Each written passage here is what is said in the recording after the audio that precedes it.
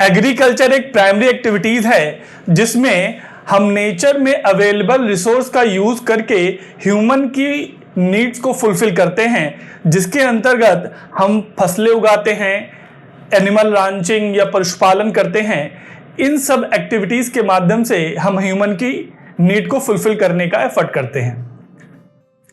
तो ancient time of period से अब तक कई सारे एग्रीकल्चर पैटर्न आ चुके हैं।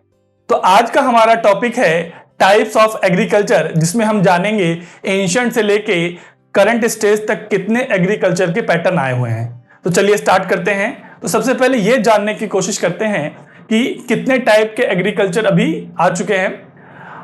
तो सबसे पहले हम देखेंगे लगभग 9 टाइप के एग्रीकल्चर मिलते हैं सोसाइटी में। सबसे पहले अगर हम देखें शिफ्टिंग एग्रीकल्चर, जो कि सबसे एंशिएंट टाइम ऑफ पीरियड में, उसके बाद subsistence agriculture, commercial, plantation, intensive, extensive, mixed, truck and dairy farming. ठीक है, तो ये 9 टाइप के जो एग्रीकल्चर है, इन सब पर हम लोग विस्तार से बात करेंगे बहुत अच्छे से, जिससे आपको काफी चीजें क्लियरिटी आ जाएंगी।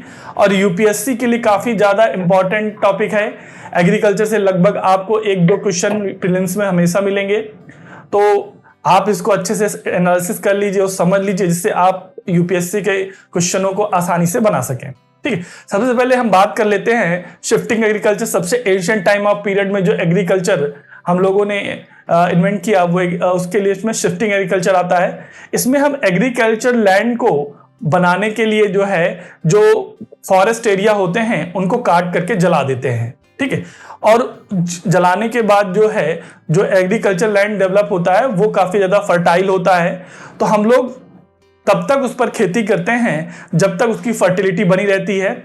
जैसे ही उसकी फर्टिलिटी समाप्त होती है, हम लोग यही प्रोसेस करके जंगलों को काट करके फिर से वहां पर उसको जला देते हैं और तब तक खेती करते हैं जब तक उसमें वो फर्टिलिटी बनी रहती है। यानी बार बार हम एग्रीकल्चर लैंड को क्या करते हैं, शिफ्ट करते हैं। इसीलिए इसको शिफ्टिंग एग्रीकल्चर कहते हैं। और इसका अन्य नाम मिल जाता है slash and burn and bush fallow agriculture के नाम से भी क्या है, जाना जाता है। वर्ड में इसके कई लोकल नेम मिलते हैं जो कि एग्जाम में पूछ लिए जाते हैं। जैसे अगर हम इंडिया की बात करें तो इंडिया में नॉर्थ ईस्ट रीजन में मिलता है झूम एग्रीकल्चर, झूम बोलते हैं इसको। इंडोनेशिया और मलेशिया में इसको बोलते हैं लादांग। इंडोनेशिया में जावा आइलैंड है, वहां इसको बोलते हैं हुमा। फिलीपींस में इसको बोलते हैं कैंगिन। ठीक है, और वेस्ट अफ्रीका में इसको बोलते हैं लोगन। मिड अफ्रीका में यहां पे कांगो वाले रीजन में बोलते हैं मसोल। मेडागास्कर में बोलते हैं टावी। ठीक है, और ब्राजील में बोलते हैं इसको रोका। वेनेजुएला में कोनुको। मैक्सिको में इसको बोलते हैं मिल्पा। ठीक है, ये जो है आपके, और श्रीलंका में इसको बोलते हैं चेन्ना।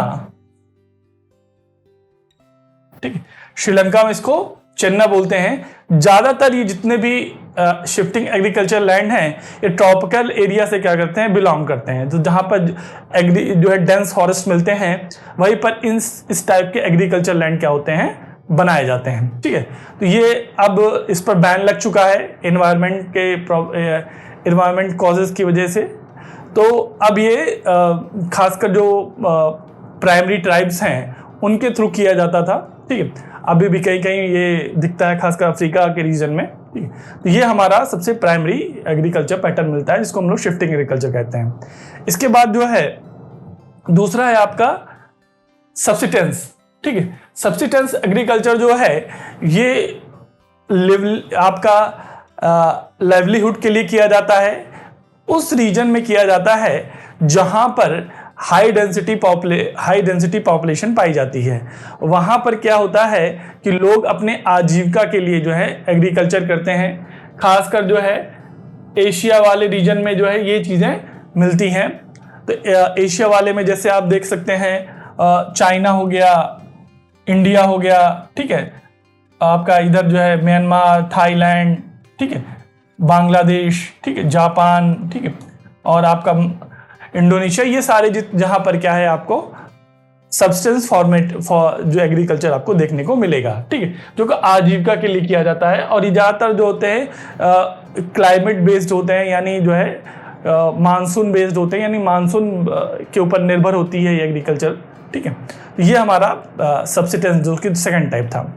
इसके बाद जो है आपका कॉमर्शियल जो फार्मिंग है, ये उन रीजन में किया जाता है खासकर जहाँ पे डेवलप्ड कंट्रीज हैं, और डेवलप कंट्री में ये जो है ट्रेड पर्पस के लिए किया जाता है, यानी कॉमर्शियल पर्पस के लिए किया जाता है। और ये जो है एडवाइल और नॉन एडवाइल दोनों के लिए ही क्या है इसको प्रोसेस किया जाता है। खाने वाली जो क्रॉप्स हैं, जो ना केवल जो कैश क्रॉप है, दोनों के पर्पस से किया जाता है ये।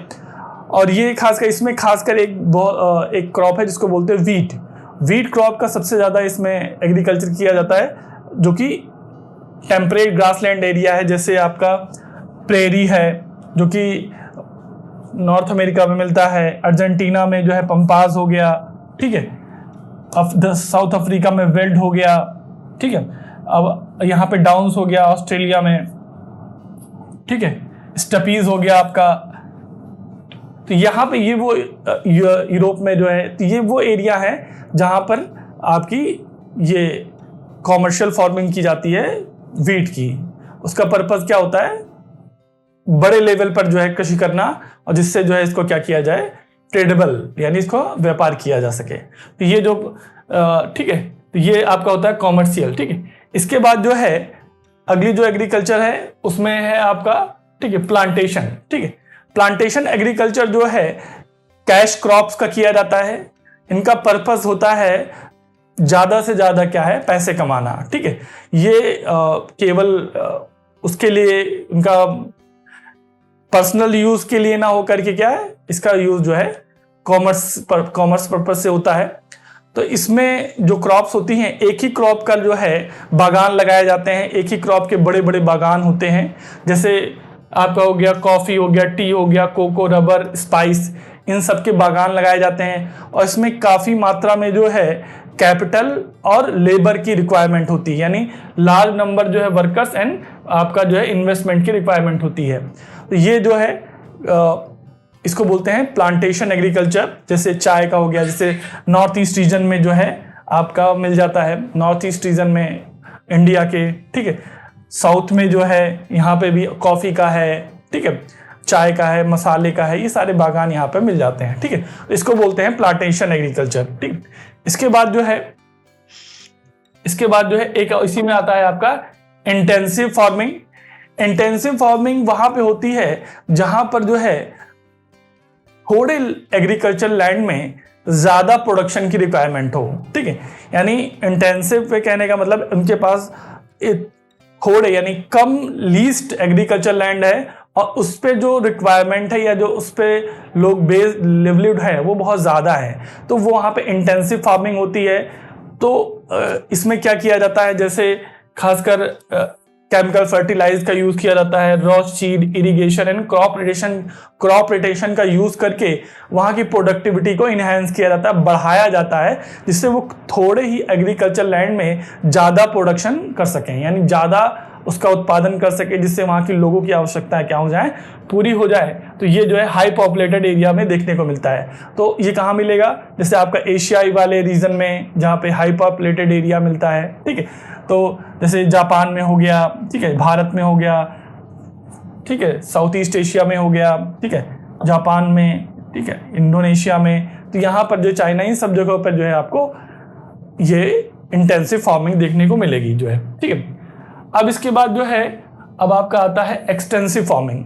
एक्सटेंसिव फार्मिंग का मतलब है जो ऐसा एग्रीकल्चर जहाँ पर क्या, ऐसी फार्मिंग जहाँ पर क्या है बड़े एरिया में क्या हो फार्मिंग हो रही हो, यानी बड़े विस्तृत क्षेत्र में, विस्तृत एग्रीकल्चर लैंड है बड़े बड़े जो है, तो वहाँ पर जो है जो फार्मिंग की जाती है वो ज़्यादातर मशीनों द्वारा की जाती है। बड़े बड़े जो है मशीनों का उपयोग करके वहाँ पर एग्रीकल्चर किया जाता है। वहाँ पे लोगों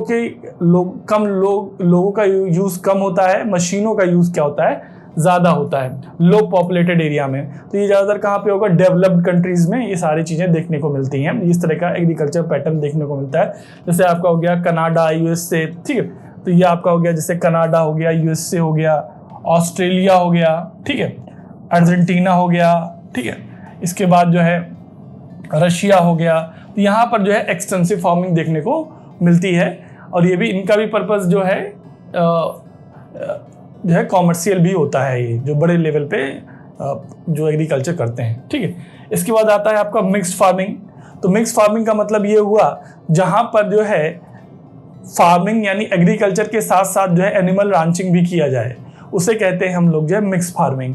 तो यहाँ पर खासकर ये भी जो है जहाँ पर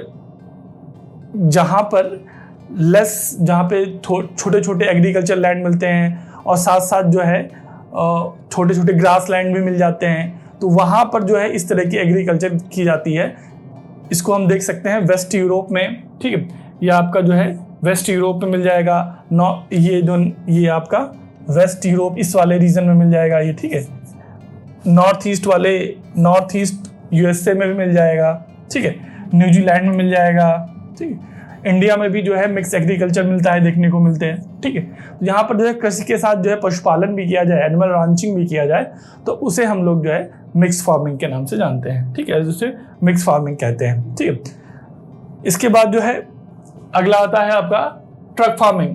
ट्रक फार्मिंग वहाँ पे ट्रक फार्मिंग में क्या होता है, वैसे गुड्स या वैसे क्रॉप्स जिनकी अर्बन में जो है डेली रिक्वायरमेंट होती है, जैसे फल, फूल, सब्जी, तो ये जो है उन क्रॉप्स का यहाँ फार्मिंग की जाती है जो जिनकी रिक्वायरमेंट डेली जो है मार्केट में होती है, और वो अर्बन एरिया के नियर पार्ट में जो है इनका एग्रीकल्चर किया जाता है, जिससे ये जो है आसानी से मतलब कम समय में ये अर्बन मार्केट में इसको फुलफिल कर सकें या पहुंचा सकें।